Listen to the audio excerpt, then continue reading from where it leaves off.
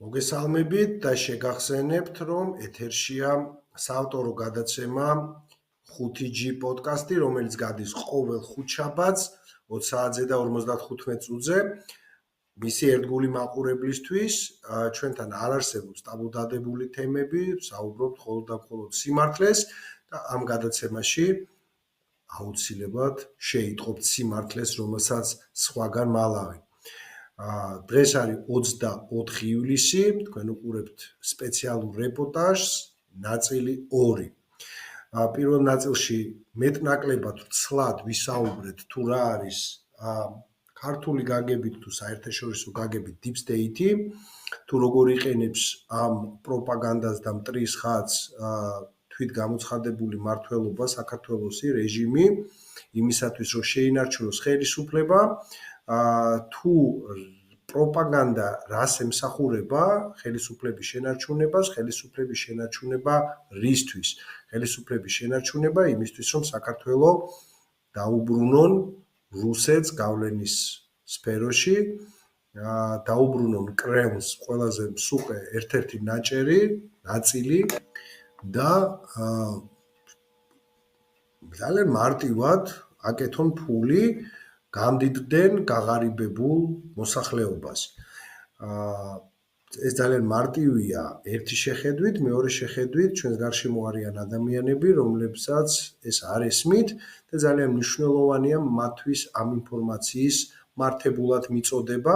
ვინაიდან ამ ბოლო 12 წლის განმავლობაში, როგორც ამ ხელისუფლებამ არ აკეთა არაფერი და ქვეყანა ინერციით მოგორავდა და მოგორავს აქამდე, ასევე სამწუხაროდ ეგრეთ წოდებულმა საპარლამენტო ოპოზიციამ ეს წლები არაფერი არ აკეთა იმისთვის, რომ მოქალაქეებისთვის სოფლად, დაბებში, ქალაქებში, მთელი საქართველოს მასშტაბით მიეტანათ ამბავი. გადაეცათ ისტორია, ხო, რაღაც მოეყოლათ დეტალებში, თუ რა არის ევროპა, რა არის ევროკავშირი, რა ფასეულობები არის ევროკავშირში, რა არის ტრადიციები, რომ ამ ტრადიციებით და ქართული იდენტობით გვიღებენ და ვჭირდებით სწორედ ევროკავშირს, რომ გაამდიდროს მისი ისედაც საკმაოდ მდიდარი და მრავალფეროვანი ოჯახი. ეს არის ოჯახი. რა თქმა უნდა, იქაც როგორც ყველა ოჯახში არის თავის პრობლემები, მაგრამ ეს არის ოჯახი, რომელშიც არის ღირებული ისეთი ფასეულობები, როგორც არის თავისუფლება, მათ შორის სიტყვის, აზრის და ასე შემდეგ, თავისუფალი დამოუკიდებელი სასამართლო, თავისუფალი მედია, პასუხისმგებლობა ხელისუფლების მოქალაქეების მიმართ და ასე შემდეგ და ასე შემდეგ. მოკლედ, გადაცემა 5G პოდკასტი თქვენს წინაშია, ნაწილი 2 და გავაგრძელოთ თუ რა ადარდებს და ანაღლებს ივანიშვილს, რატო არის ჩართული ამ რბოლაში, რატო არის იგი დღევანდელი სერგო ორჯონიკიძე, რატო მიილტვის რუსეთში, რატო სურს თუ არ სურს, ფაქტია ესე გამოსდის და ჩავთვალოთ, რომ ვალიც აქვს კრემლის საქართველოს დაბრუნება მის ორბიტაზე. რა არის მისთვის მთავარი? ეს არის პირდაპირ ამბობს ეს ადამიანი, არ მალავს და აიგივებს საკუთარ თავს საქართველოსთან და ყველა სანქცია თუ ყველა რეგულაცია, რომელიც მის წინააღმდეგ არის მიღებული და მისი გუნდის წინააღმდეგ არის მიღებული, მას სურს გააიგივოს, რომ ამით ისჯება საქართველო. ესეც სტრატეგიის და გეგმის ნაწილია. ფონზე, როდესაც ამერიკის ელჩის მხრიდანაც უკვე დადასტურებული იყო, რომ ბიძინა ივანიშვილი პარტნიორებს მისი კერძო ფინანსური დავის გამო არ ხვდებოდა, ბუნებრივია ქართული ოცნების ლიდერს ამის აღიარება, დადასტურება მოუწია და ინტერვიუს მსვლელობის დროს ის ცდილობს ამაზე განმარტებებს. ივანიშვილი ერთის მხრივ თავს იმართლებს, რომ თითქოს ეს ერთგვარი კომპლექსი იყო, თუმცა აქვე აღიარებს, რომ მისი პირადი ფინანსები იყო მთავარი პრობლემა, რის გამოც მან საერთოდ გაწყვიტა პარტნიორებთან კომუნიკაცია, თავის მართლ განხილვის დროს კი ის ასევე ვერ მალავს, რომ ევაჭრებოდა პარტნიორებს, რომ მას დაბრუნებოდა მისი კუთვნილი ფინანსები და ამბობს, რომ ამერიკელ პარტნიორებთან ჰქონდა ამაზე საუბარი, რომ მათ უზრუნველყოთ ბიძინა ივანიშვილისთვის საკუთარი ფულის დაბრუნება. სხვა შემთხვევაში ივანიშვილი ამბობს, რომ ის ვერ შეხვდებოდა პარტნიორებს და წარმოაჩენს ამას თითქოს ბუნებრივ პრობლემად, რომელიც ყველას ექნება და მათ შორის ჰქონდა ქართული ოცნების ლიდერს. თუმცა მას შემდეგ, რაც განსაკუთრებით გაიზარდა საფრთხე მისი დასანქცირების, რომ კიდევ უფრო მეტად საუბრობენ ამ საფრთხეზე ბიძინა ივანიშვილის მისამართით შეერთებული შტატებიდან, ივანიშვილს ეტყობა, რომ ის არბილებს რიტორიკას, ამბობს, რომ ამერიკა ყოველთვის იყო მისი პრიორიტეტი და მასთან ამ ქვეყანასთან ურთიერთობის გაფუჭება მის ინტერესში არ შედის და ახლა ის ამბობს, რომ ამერიკის ელჩს ესაუბრა და დაგეგმილი აქვს მასთან შეხვედრა არჩევნების შემდეგ, ასეც ცდილობს ქართული ოცნების ლიდერი საზოგადოება დაარწმუნოს, რომ არჩევნების შემდეგ ყველაფერი დაალაგდება. ეს შეხვედრებზე წინააღმდეგი კი არ ეყავი, არც ადრე და არც დღეს, მაგას როგორ ვიკადრებ, ეს ელემენტარული უზრდელობაა. მე განუმარტავდი, რომ ჩემთან შეხვედრას არავითარი აზრი არ ექნება, კონტრპროდუქტიული იქნება. რამე თუ ვერცეთ გადაწყვეტილებას მე ვერ მივიღებ მონაწილეობას. სასარგებლო რომ იყოს საქართველოსთვისაც, ევროპისთვისაც და ამერიკისთვისაც, მე მაინც ვიქნები კონტრპროდუქტიული, რამე თუ მე მაქვს კომპლექსი, რომ მე ამას ვაკეთებ იმ ფულის ბულისთვის, რომელიც ხელოვნურად არის დაბლოკილი. ხელოვნური სანქციები რომ მომიხსნას, მე ეს კომპლექსი და რეალურად გამოჩნია. ყველაზე წესიერ ადამიანს უნდა კონდეს ჩემი გადმოსახედიდან ეს, რომ ფულს გიჩერებენ და ამ დროს გეძახიან. მოდი მოვილაპარაკოთ. ხოლოდ ამ მიზეზით და რამდენიმე გზით განმარტებით ვეუბნებოდი ამერიკის ელჩს, წერდი ამას, ეს ნაწერები მე მაქვს, რომ ეს იქნება კონტრპროდუქტიული, ხოლოდ ამ მიზეზით. თქვენ თუ მოახერხებთ, მე ვეუბნებოდი, რომ ამ ფულს სადაც გინდათ, იქით მიმართავ. ეს ქველმოქმედებისთვის მინდოდა, მაგრამ შემიძლია სხვა ფონდში გადავრიცხო. მაგრამ მე ჩემთვისაც დიდი პრობლემაა, რომ არსებობს დაბლოკილი არასწორად თანხები და მე ვერაფრით ვერ ვიკადრებ, რომ რაღაც პოლიტიკურ გადაწყვეტილებებში მივიღო მონაწილეობა იმ კომპლექსის გამო, რომ ეს ჩემ ქვეყანასთან არის კავშირში. მე სულ მექნება იმის კომპლექსი, რომ ნებისმიერი გადაწყვეტილებას ვებულობ იმისთვის, რომ ჩემი თანხები იქნება როგორმე დამიბრუნო. აი ესა რეალობა. ნუ რა ვიცი, მეჩვენება შეიძლება ვიღაცამ თქვას მაინც რომ მოჩვენებები მაქვს ახლა ეს. ოპოზიციას არ მოერიდება ამის თქმის. როდესაც სინგაპურში სასამართლო მოვიგეთ და თქვათ ამის ასრულებას ხელი აღარ შეუშოლა კრედიტსვისმა და ეს დასრულდა, მე მყისიერად წინაკვირაში გვედაურეკე ამერიკის ელჩს, ჰქონდა კომუნიკაცია და ვთხოვე შეხვედრა. და ვთქვი, რომ ის მიზეზები რაც იყო რეალურად თავისით გადაწყდა, შესაბამისად ჩემგან პრობლემა აღარ არის და მე მზათა ვარ შესახვედრად. იქედანაც რეაქცია იყო ძალიან ჯანმრთელი, ძალიან ჯანსაღი, რომ იქედანაც სურვილი არსებობს ამის და ჩვენ არჩევნების შემდგომ ვაპირებთ შეხვედრას. ამერიკა სულ იყო პრიორიტეტული ჩვენთვის. მოკლედ, ბოლო კვირეები და თვეები პრინციპში გვესმის და უკვე აქტიურად ბოლო რამოდენიმე დღეა ვიზა ლიბერალიზაციის შეჩერების საფრთხეზე.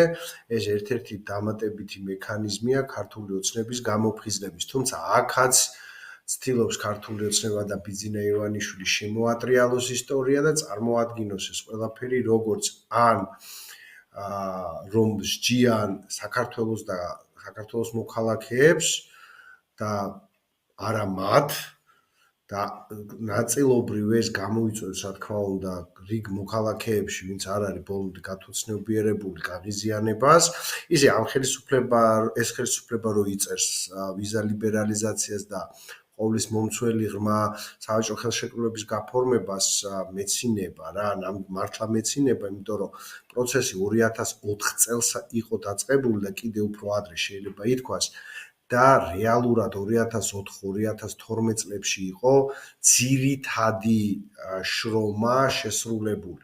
ჯერჯერობით ცოცხალი ვართ ის ადამიანები, ვინც ამ პროცესებში ვიყავით ჩართული, ნატო იყო ეს თუ ევროკავშირი.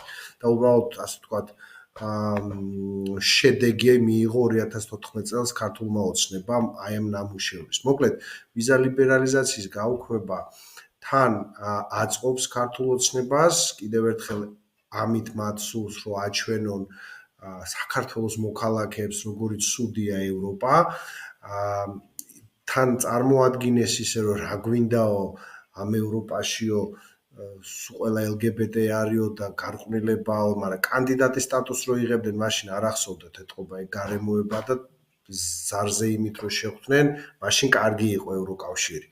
ხო, მოკლედ, ერთი მომენტი პირდაპირაც ნათქვამია ბიძინა ივანიშვილს, რომ არ არის საჭირო ქართველები ბევრიო საზღვარგარეთო კარგ ცხოვრებას ნახავენ როგორიაო და მე აქაც მოუნდებათ იგივეო. აი ეს არისო ძალიან ცუდიო, ყველა თანაბრად მათხოვარი უნდა იყოს, რომ მე უნდა ვიყო მარტო კარგათო.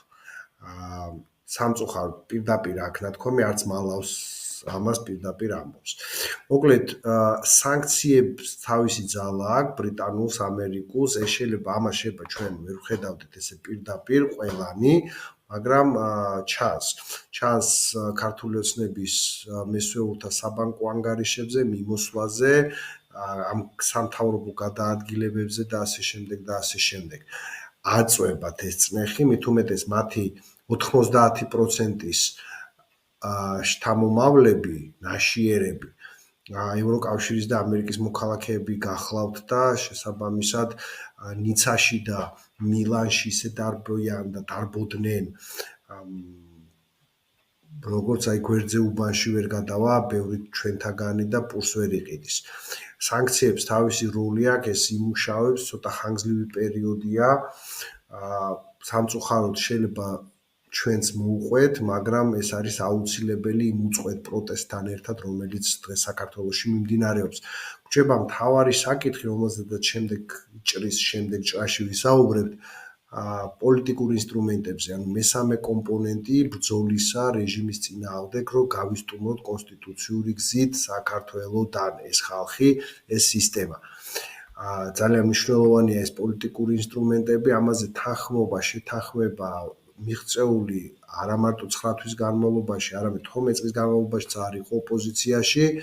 ამ 9 თვემ მაინც ვერ აიძულა ძირითადი ოპოზიციური პარტიები რაღაც საერთო შეთანხმებამდე მისულიყვნენ. არანაკლებ დიდი უბედურება იყო ჩვენთვის, რომ გაიხსნათ საზღვრები. და ყველა გადის გარეთ და ხედავს როგორ ცხოვრობენ სხვები. და ამან ჩვენი უბედურება გააღრმავა. ეს არის შური, სადაც ამოვიდა. ბატონ ბიზნე უკეთ რომ ეს ნიშნავს, რომ უკეთესად დაანახა საკუთარი თავი, იმიტომ რომ ნახავ იმას ქონია და ამას არა. შედარებითი სიტყვა კარგი რატომ თქვი? მაგრამ კომპლექსი გაუჩინა. უკეთესი. კომპლექსი გაუჩინა. კომპლექსი არა, მოთხოვნილება აქვს. თქვენც ხომ არ გაგიჩნდათ რამე მოთხოვნილება უკეთესი ცხოვრებისადმი, მეგობრებო. აი ესეა. თქვენ იყავით თანაბრად აპატიეთ ამ გამოთქვისთვის, მაგრამ მე სიგულისხმობ თანაბრად მათხოვრები და მე ვიქნები თქვენ ხარჯზე და ჩემი ვასალები. კარგადო ბრძანა პირდაპირ ეთერში ბორის ივანიშვილმა. დღეს ჩვენ დგავართ ისტორიის ისე ზღვარზე, სადაც სიტყვის უთქმელობა შეიძლება ქმედებაზე და წარმოიდგინეთ უმოქმედობაზეც კი უარესი აღმოჩნდეს. ხო, აი რა ხდება საქართველოში, მოვიხედოთ, რატომ საუბრობს ამდენი თვის განმავლობაში, კვირის განმავლობაში ევროპარლამენტი, თქვა უვიზო რეჟიმის შეჩერებაზე. რატომ ხედავთ, რომ ყოველ თვე რაღაც ახალი სანქცია ემატება რეჟიმის ხელმძღვანელობას, პერსონალური იქნება ეს ოჯახის წევრებზე, ფინანსური თუ პოლიტიკური. ხო, პასუხი არის ერთი ადამიანი, ამ ერთი ადამიანით იწყება ეს პასუხი და ეს არის ბიძინა ივანიშვილი. არ გაგიკვირდებოდათ მის სახელის გაგონება. ადამიანით, რომელმაც თითქოს და გავიდა და წავიდა პოლიტიკიდან, იმასაც კი ამბობდა ალბათ ამდენი ხნის განმავლობაში ქართული ოცნება მობეს და საზოგადოებასო და უნდა მობეზრებოდაო, მაგრამ სინამდვილეში აფათურებს ხელს ქართულ პოლიტიკაში, საზოგადოებრივ ცხოვრებაში და რეალური მმართველია ქვეყნის. ამაზე უკვე ყველა შევჯერდით, როგორც ქვეყნის შიგნით უმეტესობა ყოველ შემთხვევაში, ასევე ქვეყნის გარეთ კიდე აბსოლუტური უმეტესობა.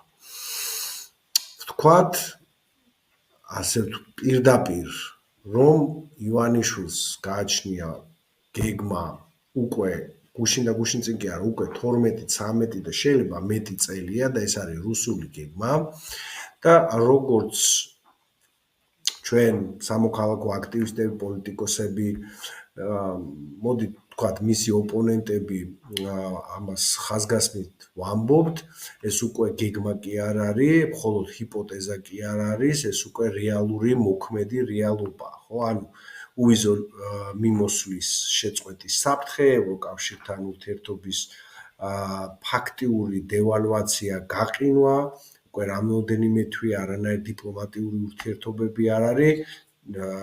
ივანიშვილის ქალი როა საგარეო საქმეთა მინისტრი ხან ვაუნატუში დადის და ხან ტანზანიაში არ უშვებენ აქვს რასვეთში ტანზანიას. მოკლედ 2-3 ქვეყანა აქვს, სადაც სირიაში არის მე მგონი ნამყოფი. ეხლაც ვითომ ცინიკურად საუბრობ, არა და რეალურად ამის დრო აღარ არის უკვე ამ ცინიზმის და ამ დაცინვის და ამ არ ვიცი რა დავარქვა. სერიოზული პრობლემის წინაშე ვდგავართ, ანუ რეალობის წინაშე ვდგავართ.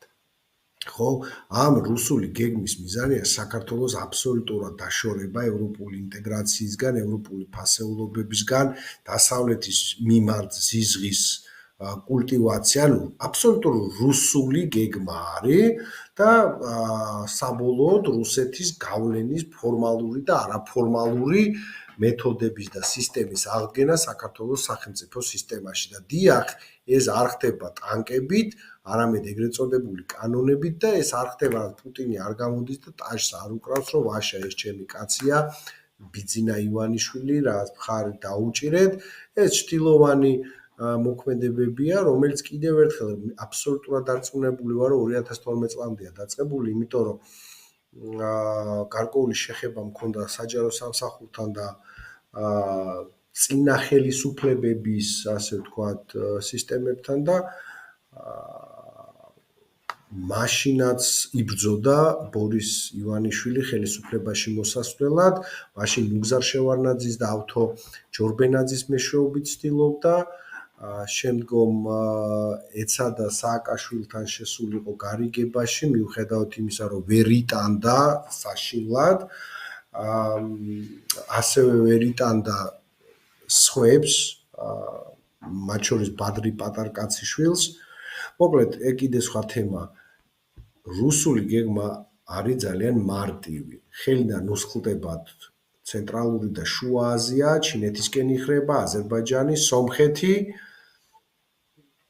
ბალტიის ქვეყნები საბჭოთა ბლოკიდან, ასე ვთქვათ, უკვე დიდი ხანია ნატოს წევრები არიან და ევროკავშირის, აი მოლდოვა ძვრება, კიდევ ერთხელ უკრაინა იცავს თავის თავისუფლებას და მომავალს, აი შევრჩით ჩვენ ლანგარზე, ჩამოვლენა, კაი მწვადი, კაი ღვინო, დუდუკი, რაღაცა გართობა, რასაც ხედავთ, პრინციპში ეს უფრო მასშტაბური გახდება. დაგიბრუნდებით ჭრის მერე. მოკლედ დღეს 23 ივლისს მოსკოვში, რუსეთში ჩატარდა ძალიან საინტერესო ბჭყალებში კონფერენცია შეხვედრა, სადაც განხილული იყო ქართულ-რუსული ურთიერთობების გაღრმავება. ეს ძალიან ჩვეულებრივად იყო საუბარი ამის შესახებ და მოდითო აღვადგინოთ და ხელახლა შევქმნათ გეორგიევსკი ტრაქტატი ნომერი 2. ამის ინიციატივით გამოვიდა ვინმე მამუკა ფიფია, ასეთი პარტიაა სოლიდარობა მშვიდობისთვის და მან მოკლედ ბევრი ისაუბრა ქართულ-რუსულ კავშირებზე, მართლმადიდებლობაზე, ურთიერთობებზე, კონსერვატიზმზე, როგორ დასავლეთი და ბოროტი დიპსტეიტი ხელს უშლის რუსეთის და საქართველოს ურთიერთობების დალაგებას, როგორ შეაგროვა დაახლოებით 80-100,000 ხელმოწერა იმისთვის, რომ დაიწყოს პირდაპირი რუსულ-ქართული დიალოგი და მოკლედ ძალიან მონდომებულია და აღნიშნა, რომ ეს უხარია, რომ ურთიერთობები უკვე ნელ-ნელა თბება ხელისუფლებასთანო. დოჟილი ქვია ამას ოკუპანტის ენაზე.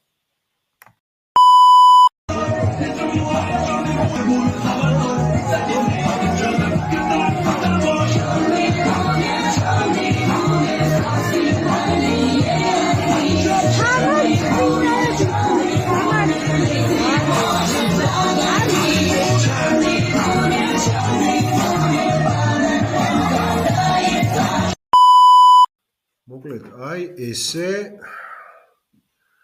პატარა გულაობით დაიწყო ყველაფერი და გადავდივართ უკვე გეორგევსკი ტრაქტატის ხელმეორე ხელმოწერაზე.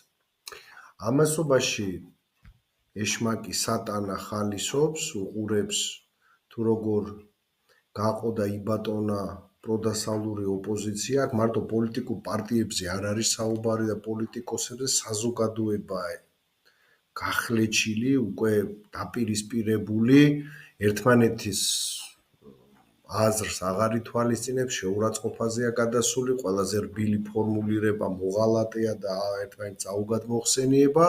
მოკლედ, ადგილობრივი არჩევნების თემა გახდა სერიოზული წყალგამყოფი პროდასავლური ოპოზიციისთვის, მართი მხარდამჭერებისთვის, სამოქალაქო აქტივისტებისთვის და ეს არჩევნები ერთ-ერთ ყველაზე, რა თქმა უნდა, კრიტიკული და სტრატეგიული საკითხია დღეს ქართულ ოპოზიციურ სპექტრში და პოლიტიკაში. მონაწილეობა თუ ბოიკოტი 2025 წლის ადგილობრივი არჩევნების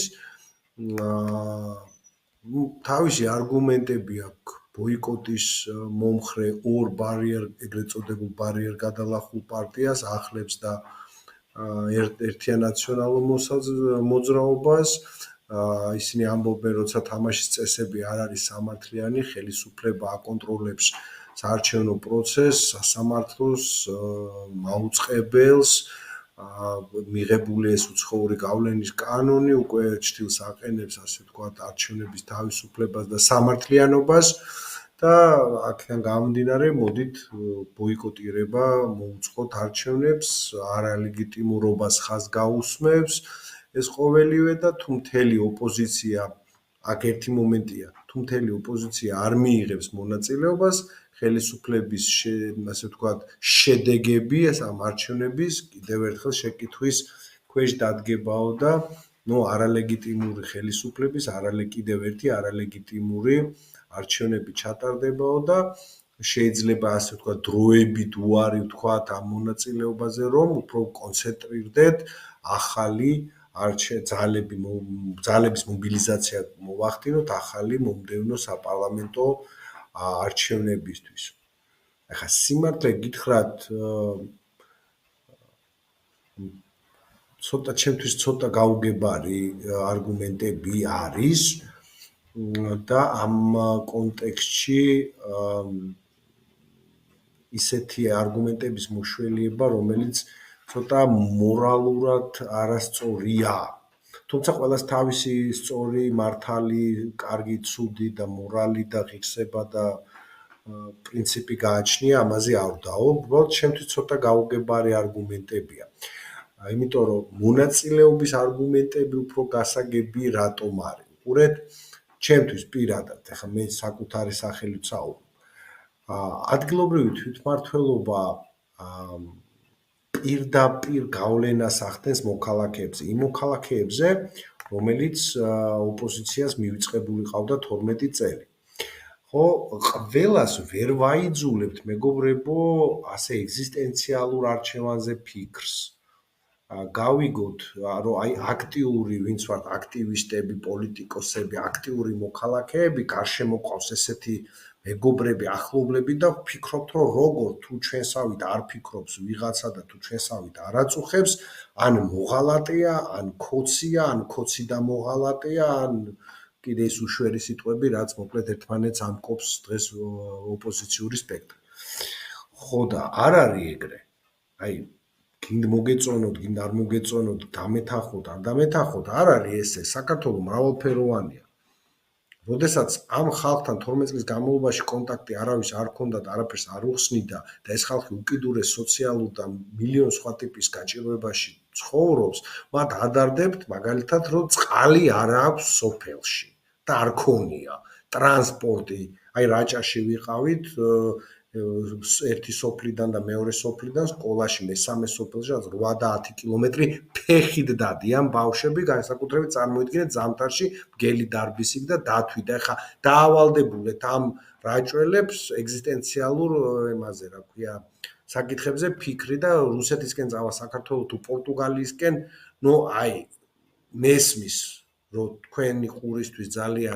შეიძლება მიუღებელ რამეს ვამბობ, მაგრამ რეალობა ესეთია, ხო?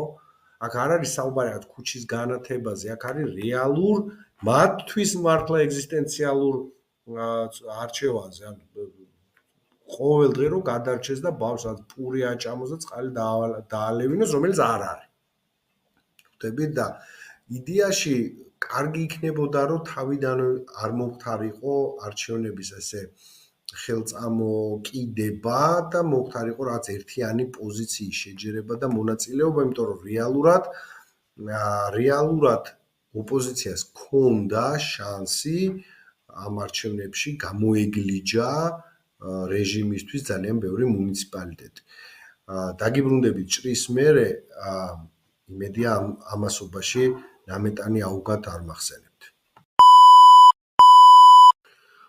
მოკლედ, ძვირფასო მეგობრებო, ამ რთულ პერიოდში, როცა საქართველოს პოლიტიკური, ისტორიული, კულტურული, ეგზისტენციალური გზა მრავალწახნაგიან, ასე ვთქვათ, ხიდზე გადის, ჩვენ დაგვიდგა არჩევანი. მივიღოთ მონაწილეობა იმ სისტემაში, რომელიც, ასე ვთქვათ, ხშირად უსამართლოა, რბილად რომ ვთქვათ, თუ დავრჩეთ გარკვეული პრინციპული დისტანციით და იმის იმედით, რომ რაღაცა X ფაქტორები გამოჩნდება და ეს ხელისუფლება შეიცვლება, იმიტომ რომ კიდევ ერთხელ ბოიკოტზე კიდევ ვისაუბრებ, მაგრამ არჩევნების ბოიკოტით ხელისუფლების დასუსტება და შეცვლა არარეალისტურად მიმაჩნია. 2025 წლის ეს ადგილობრივი არჩევნები არ არის მხოლოდ რაღაცა პროცედურა, ეს არის გარკვეული ჩვენი პოლიტიკური ეთიკის ტესტი, ჩვენი სტრატეგიული გამბედაობის გამოსთა და ჩვენი სამოქალაქო იმუნიტეტის საზომი მინდა გითხრათ და დღეს სწორედ ამ კითხვაზე ვსვამთ აქცენტს, ვიბრძოლოთ შიგნიდან თუ ასე ვთქვათ, გარკვეული პროტესტი განვახორციელოთ გარედან, ხო?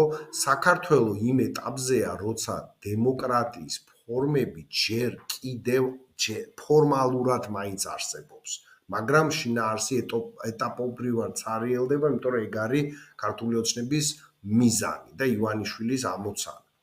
და პარტიების, ასე ვთქვათ, რეგისტრაცია ჯერ კიდევ დაშვებულია 8 აგვისტომდე, სხვათა შორის ბევრი პარტია უკვე რეგისტრირებულია, მათ შორის ერთიანი ნაციონალური მოძრაობა და ახლები, ნომერი რო არ დაეკარგათ 17 ივლისამდე, უნდა გარკვეული საბუთები შეეტანათ რეგისტრაციაზე.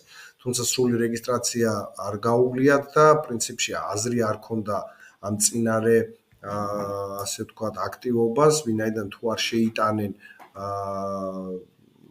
რეგისტრაციის ოფიციალურ განცხადებას, იმ ნომერ 5-ს და ნომერ 4-ს მაინც დაკარგავენ. ეს ისე საჯარო ინფორმაცია შეგიძლიათ შევძანდეთ და CSGO-ს ვებგვერდზე ნახოთ, რომ გახარია საქართველოსთვის ლელო, გირჩისთან და ამათთან ერთად ერთიანი ნაციონალური მოძრაობას და ახლებიც რეგისტრირებული არიან, რომ ნომერი არ დაეკარგათ.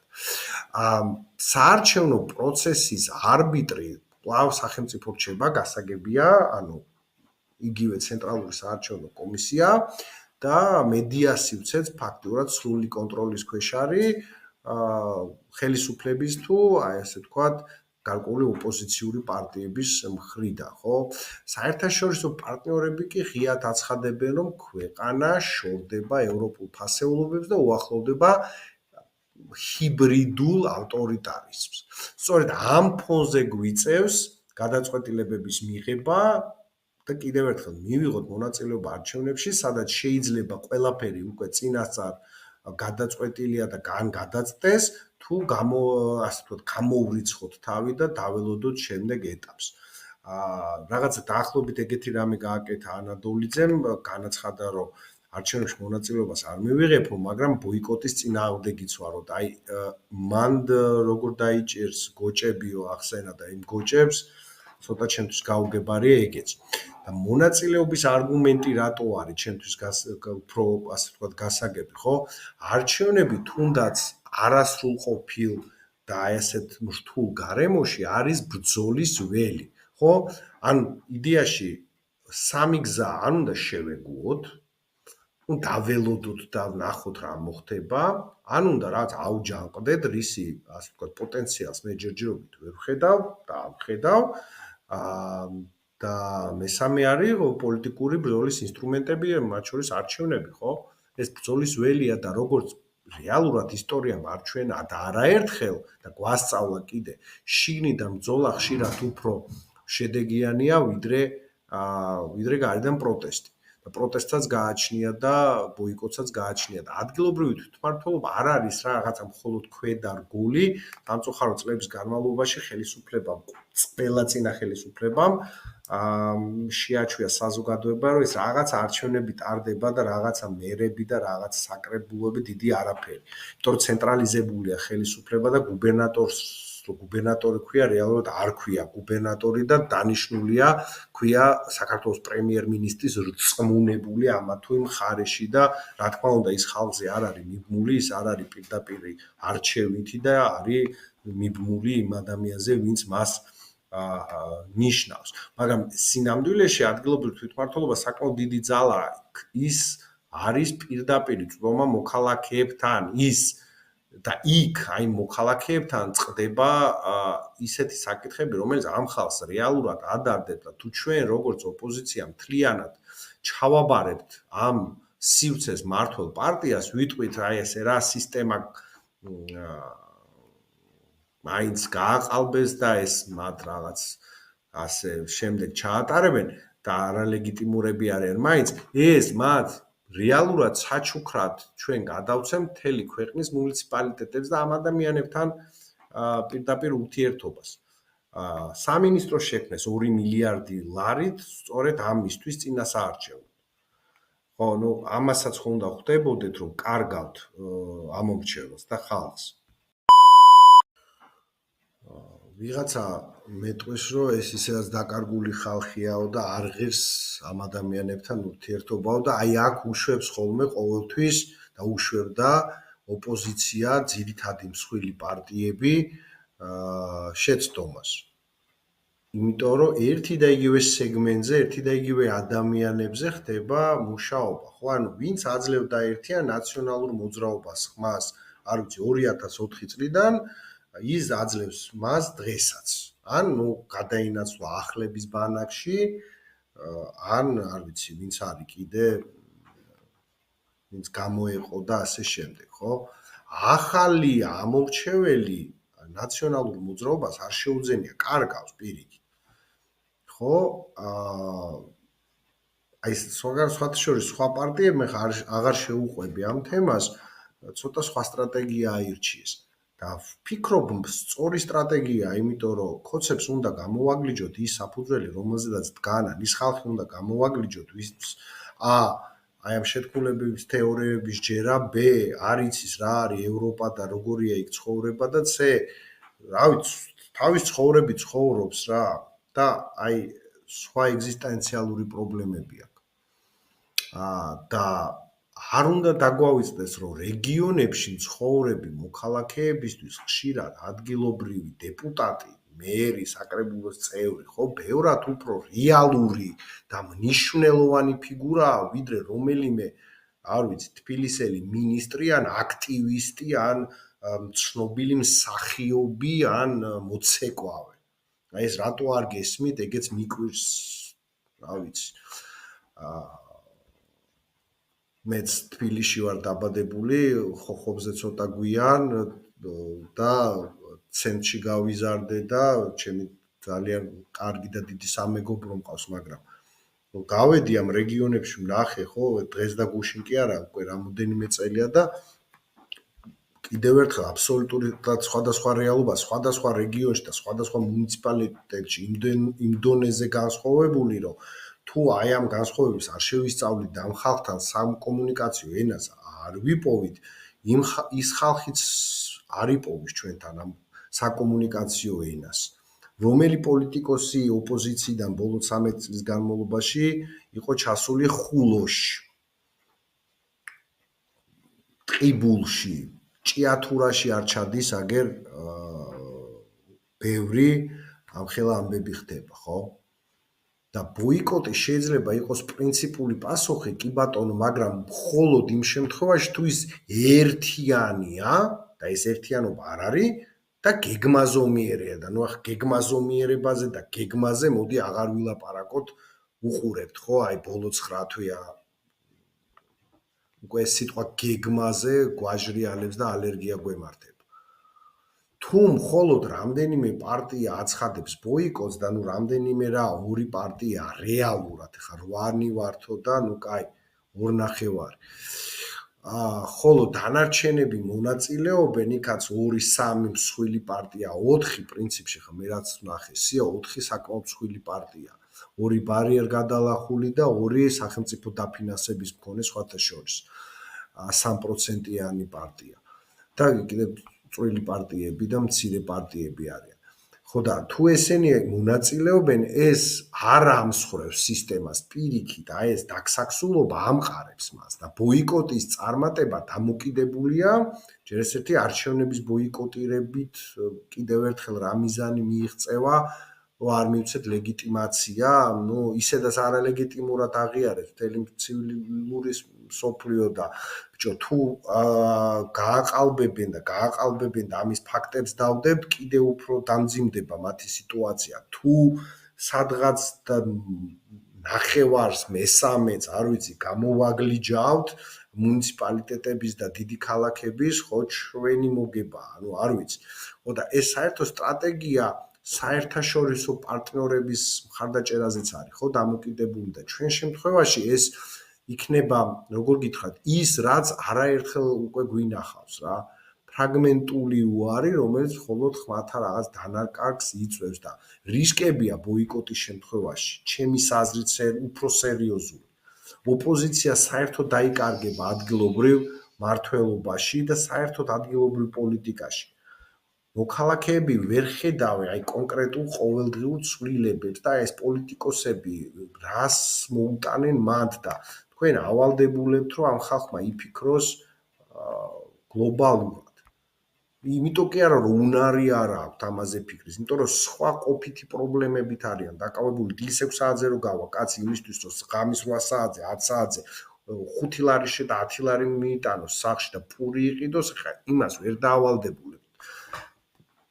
გლობალურ აზროვნებაზე დროის დახარჯვას და პოლიტიკური პარტიები კარგავენ რეგიონულ სტრუქტურებსაც და მთავრობა იძენს აი სწორედ ლეგიტიმაციის უფრო მეტ ილუზიას. ნახეთ, ხალხმა მხარი დაგვიჭირა, აი ნახავთ ესე თუ არ იქნება.